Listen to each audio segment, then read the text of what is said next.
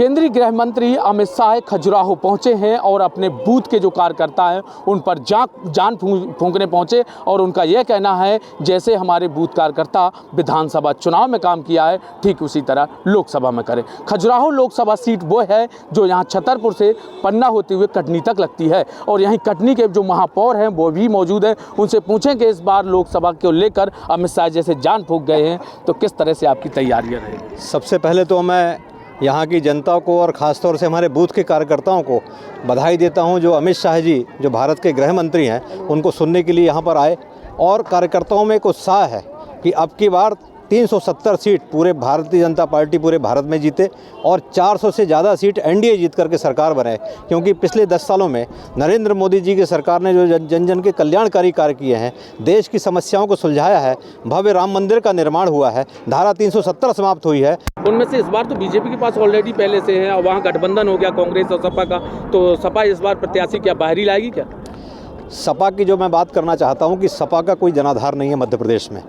अब वो तो चूंकि राष्ट्रीय स्तर पर कहीं ना कहीं कुछ ना कुछ सीटों का लेन देन करना है, आपस में उनकी सौदेबाजी जो चल रही है, चाहे वो उत्तर प्रदेश में हो चाहे मध्य प्रदेश में, तो मध्य प्रदेश की एक सीट दे करके कांग्रेस वहाँ पर बार्गेनिंग करना चाहती है और वे जानती है कि मध्य प्रदेश में 29 की 29 सीटों में भारतीय जनता पार्टी चुनाव जीतेगी और इस बात को लेकर के जनता भी जानती है और कांग्रेस के लोग भी जानते हैं। तो उन्होंने बुद्धिमत्ता का परिचय देते हुए मैदान से बाहर हो गए वो, और समाजवादी पार्टी जिसका कोई जनाधार नहीं है, जो विधायक थे वो भी भारतीय जनता पार्टी में शामिल हो गए। जिन्होंने समाजवादी पार्टी से चुनाव लड़ा था पिछली बार पटेल जी ने, वो खुद भारतीय जनता पार्टी में शामिल हो गए। तो पूरा देश मोदी जी के नेतृत्व में काम कर रहा, भगवा मैं पूरा देश हो चुका है और भारतीय जनता पार्टी समाजवादी पार्टी क्या यहाँ 7 लाख वोटों से जीतने का हम लक्ष्य लेकर चल रहे हैं। पिछली बार 4,92,000 वोट से जीते, इस बार 7 लाख वोट से जीतेंगे। हमारा कार्यकर्ता उसके लिए प्राण प्राण से जुट जाएगा। अच्छा, एक चीज़ और रहेगी, जैसे राम मंदिर बन गया, धारा 370 की बात अभी अमित शाह जी कर रहे थे, इसका कितना बेनिफिट मिलेगा?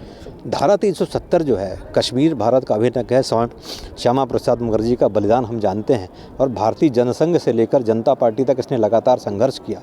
वो लोग कहते थे खून की नदियाँ बह जाएंगी, लेकिन आज कश्मीर में धारा 370 समाप्त हुई और कश्मीर भारत का अभिन्न अंग बना और बाहर से रहने वाले जो लोग हैं उनको भारत की नागरिकता मिली।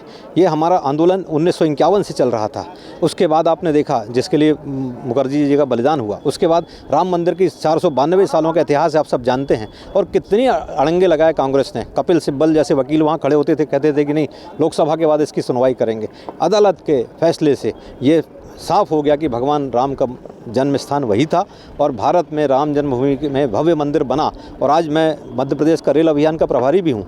मध्य प्रदेश से लगभग 15,000 लोगों को रेल के माध्यम से भेजा जा चुका है और आज भी माने एक ट्रेन इंदौर से जा रही है, उसके बाद 27 तारीख को जबलपुर से जा रही है। ऐसे प्रत्येक शहर से लोग जा रहे हैं। तो एक जन जन में एक उत्साह है भगवान राम का, क्योंकि राम हमारे कण कण में, हमारे मन में है और राम का मंदिर अगर बना है तो उससे हम सब सनातन धर्म वाले मानने वालों का, भारत के लोगों का गौरव बढ़ा है। पूरा विश्व इसको उत्साह के रूप में मना रहा है। अमेरिका ने आज अपने चुनाव के एजेंडा में एक पन्ना हिंदू धर्म के लिए दिया कि हिंदू धर्म के लोगों को कैसे वो काम करेंगे। तो ये एक भारत की स्वीकारता विश्व में बढ़ी है।